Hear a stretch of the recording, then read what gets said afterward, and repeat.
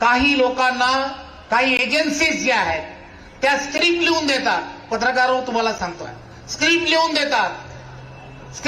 देतात की बाबा रे आज कोणता शर्ट घालायचा.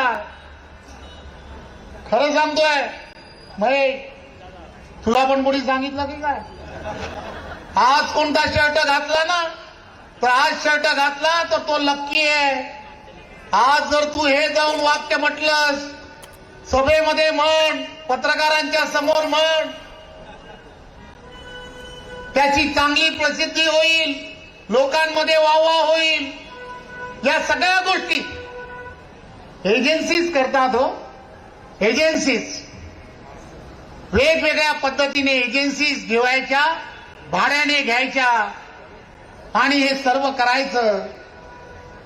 डिजिटल माध्यमाने सुद्धा हजारो लोक, पैसा जक्कड आहे ना, जक्कड पैसा आहे आणि त्यामुळे 1000 2000 लोक ही कुठेतरी कंपन्यांमध्ये बसवायची आणि कंपन्यांमध्ये बसून 10-20 जे काही ट्रोल करायला पैसे द्यायचे आहेत ते ट्रोल करायला पैसे द्यायचे आणि मी किती पॉप्युलर आहे, माझी पार्टी किती पॉप्युलर आहे हे सांगण्याचं काम ही सर्व मंडळी करतायत.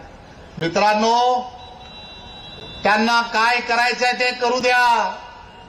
आपण जमिनीवरती आहोत, लोकांमध्ये आहोत. लोक आपल्याला, आपल्या नेत्याला आज जगामध्ये वसुधैव कुटुंबम म्हणून जी आपली विचारधारा आहे त्या विचारधारेला आज जग मानायला लागलाय.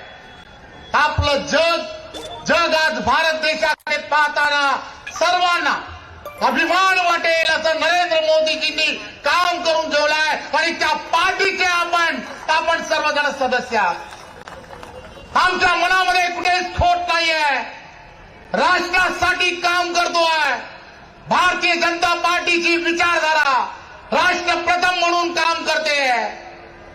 देवेंद्र फडणवीस महाराष्ट्राला 1 नंबर प्रत्येक क्षेत्रामध्ये कसं करता येईल यासाठी काम करतायत. एक गोष्ट लक्षात घ्या, ही सर्व मंडळी निवडणुकीच्या पार्श्वभूमीवरती लोकांचा दिशाभूल करण्याचा, खोटा नेरेटिव्ह पसरवण्याचं काम करतायत.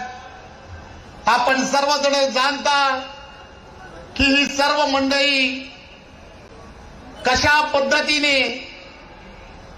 पद्धतीने आपल्या बरोबर जोडली गेली. मी तर देवेंद्रजींना नेहमी खासगीत सांगायचो, साहेब थोडासा विचार करा, साहेब थोडासा विचार करा. पुणे आणि पिंपरी चिंचवडचे कार्यकर्ते हे मला रोज सांगतायत थोडासा विचार करा. एक गोष्ट लक्षात घ्या की तुम्ही आणि आम्ही सर्वजण भारतीय जनता पार्टीची विचारधारा, पारदर्शकतेची विचारधारा नरेंद्र मोदीजी नेहमी सांगण्याचा प्रयत्न करतात. मैं न खाऊंगा और किसी को खाने नहीं दूंगा. त्या विचारधारेवरती काम करणारा भारतीय जनता पार्टीचा कार्यकर्ता आहे. त्यामुळे कोणीही काही म्हटलं तरी पिंपरी चिंचवडच्या असणाऱ्या नागरिकांना सर्वांची कल्पना आहे.